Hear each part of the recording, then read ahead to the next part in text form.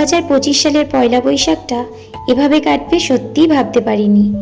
একটা অসুবিধার মধ্যে পড়ে ছুটতে হলো কল্যাণীতে। কেন গেলাম, কী জন্য গেলাম, সবটাই তোমাদের সাথে শেয়ার করব।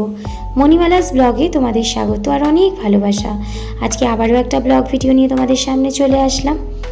দেখো, আমি কল্যাণী স্টেশনের ওভারব্রিজ দিয়ে নেমে যাচ্ছি।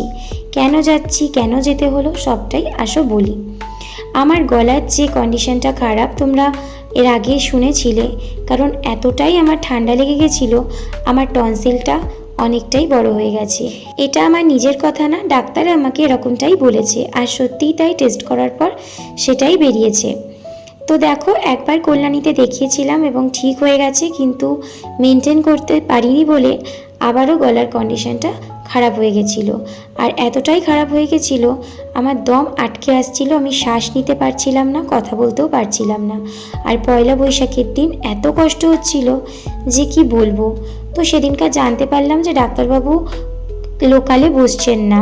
কি করব সেই জন্য দেখলাম ওনার প্রেসক্রিপশানে যে উনি কোথায় বসছেন।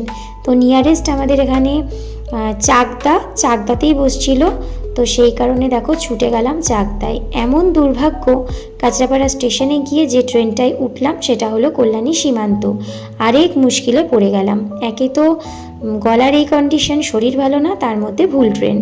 মানে আমি যদি সীমান্ততে উঠি তাহলে লাস্ট স্টপেজ হচ্ছে সীমান্ত, সেখানে চাকদা যাওয়ার কোনো গল্পই নেই। সেই জন্য বাধ্য হলাম মেন কল্যাণীতে নেমে যেতে, আর অপেক্ষা করছিলাম অন্য ট্রেনের জন্য যেটা চাকদাতে দাঁড়াবে।